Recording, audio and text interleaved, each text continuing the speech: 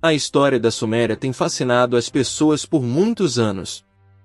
Essa civilização, que floresceu há cerca de 6.000 anos atrás na região onde hoje é o Iraque. A Suméria tem um encantamento especial. Talvez seja o mistério do seu passado, ou a grandeza de sua arte e cultura, que tenham feito as pessoas se interessarem tanto por ela. A antiga Suméria foi um lugar de grande beleza e cultura. Suas cidades eram cheias de templos e palácios, e as pessoas eram conhecidas por sua habilidade em fazer joias, tecidos e cerâmicas. A religião também era uma parte central da vida na Suméria. E exatamente por isso, a Suméria perseverou e prosperou. E é por isso que eu gostaria de apresentar um personagem muito importante dessa época, Sargão da Acádia. Sargão foi um rei da Acádia, uma cidade-estado na Mesopotâmia que conquistou a Suméria no século 23 a.C. Ele é famoso por ter unido a Suméria e a Acádia em um único império, e é considerado um dos maiores líderes da história da Mesopotâmia. Sargão era um homem corajoso e inteligente, que conquistou muitas vitórias em batalha e construiu grandes obras públicas. Mas a história de Sargão é mais do que apenas sua conquista militar e realizações políticas. É também uma história de perseverança e superação. Sargão foi abandonado por sua mãe quando era apenas um bebê, e foi criado por uma família de camponeses. Mas ele nunca desistiu, e lutou para se tornar um grande líder e rei. A história de Sargão é uma das muitas histórias emocionantes e inspiradoras da Suméria.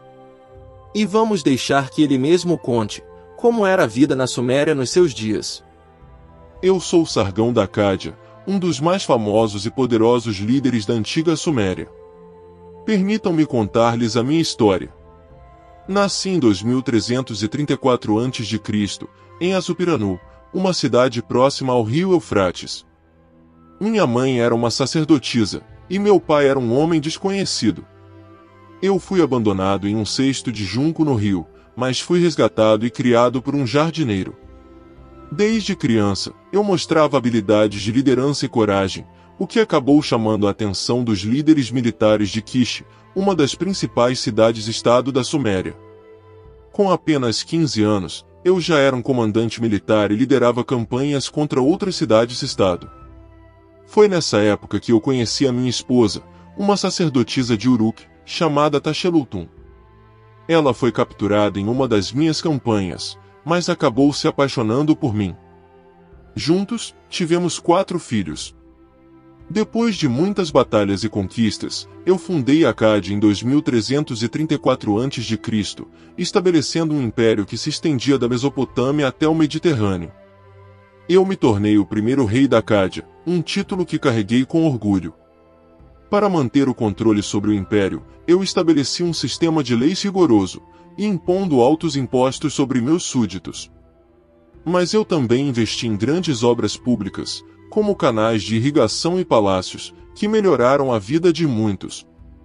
Eu fui um líder corajoso, liderando pessoalmente muitas batalhas, e conduzindo meu exército à vitória. Além disso, eu era um grande estrategista, sempre pensando à frente, e planejando meus próximos movimentos com cuidado. A vida na antiga Suméria era cheia de desafios e perigos, mas também de beleza e cultura. A região da Mesopotâmia, onde a Suméria estava localizada, era uma das mais férteis do mundo, e as inundações anuais dos rios Tigre e Eufrates forneciam a água necessária para a agricultura. Mas o clima era extremamente quente e árido, durante a maior parte do ano, o que tornava a vida difícil para as pessoas. As cidades da Suméria eram centros de comércio e cultura, e seus templos e palácios eram grandiosos. A arquitetura da Suméria era impressionante, com zigurates, torres escalonadas em forma de pirâmides, e os templos eram decorados com relevos e esculturas. A religião era uma parte importante da vida na Suméria, e os deuses eram adorados e temidos. Os sacerdotes e sacerdotisas desempenhavam um papel importante na sociedade, e muitos dos mitos e lendas sumérios envolviam as histórias dos deuses e deusas. A economia da Suméria era baseada na agricultura, mas o comércio também era importante. A região era conhecida por sua produção de metais, incluindo cobre, prata e ouro, que eram exportados para outras regiões. A Suméria também produzia têxteis e cerâmica, e tinha uma indústria de construção naval. A sociedade suméria era organizada em cidades-estado, cada uma governada por um rei. A estrutura social era hierárquica, com os reis e sacerdotes no topo, seguidos pelos guerreiros, comerciantes, artesãos e camponeses. Os escravos também eram uma parte importante da sociedade. A educação era altamente valorizada na Suméria, e as escolas eram frequentadas por meninos de famílias ricas. As crianças aprendiam a ler e escrever em sumério e acadiano, e também estudavam matemática, história, religião e literatura. As mulheres também podiam ser educadas, mas suas opções de emprego eram limitadas. A literatura suméria é uma das mais antigas do mundo, e inclui mitos, lendas e poesia. A epopeia de Gilgamesh é um dos exemplos mais conhecidos da literatura suméria. A música e a dança também eram importantes na cultura suméria, e muitos dos instrumentos musicais e danças da região foram preservados até os dias de hoje. Em resumo, a vida na antiga Suméria era complexa e cheia de contrastes. A região era fértil e rica em recursos, mas o clima era difícil e o ambiente era frequentemente hostil. A cultura e a arte eram valorizadas, mas a sociedade era hierárquica e limitada pelas estruturas de poder. No entanto, a herança cultural e literária da Suméria é uma das mais ricas e importantes da história da humanidade. Minha busca por poder continuou, e eu parti para o norte, conquistando as cidades de Ashur e Nineve. Em pouco tempo, eu havia estabelecido Acádia como uma potência militar dominante em toda a região. Mas não fiquei satisfeito com isso. Eu queria mais. Eu queria a supremacia sobre toda a Suméria e Ak. Então, em uma campanha brutal, eu conquistei a cidade de Ur, e tornei-me rei de toda a Suméria.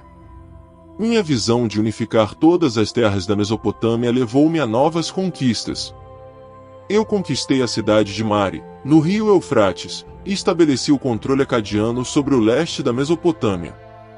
Com a minha conquista de Elam, no sudoeste do Irã moderno, eu estendi o meu reino para além das fronteiras, da Suméria e da Acádia. Mas minha busca por poder não parou por aí.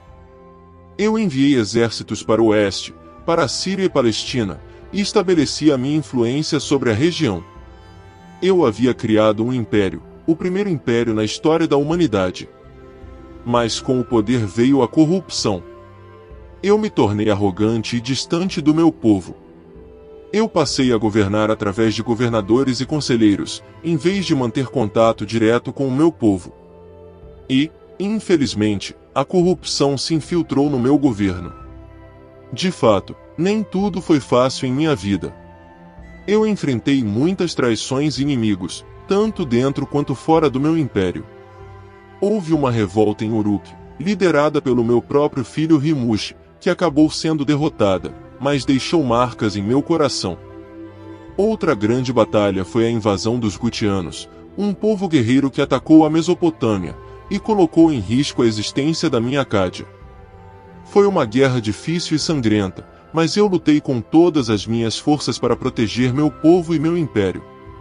No final, depois de mais de 50 anos no trono, foi a própria morte que me derrotou em 2279 a.C. O meu filho Rimus herdou o trono, mas foi assassinado pouco tempo depois. O mesmo destino aconteceu com o meu neto Manituzu. A dinastia de Acádia acabou, e o império que eu havia construído desmoronou. Mas a minha influência permaneceu. O idioma acadiano, que eu havia promovido como língua oficial do meu império, continuou a ser falado na região por muitos séculos. E a minha lenda foi contada por gerações, como um dos maiores reis da história da Mesopotâmia.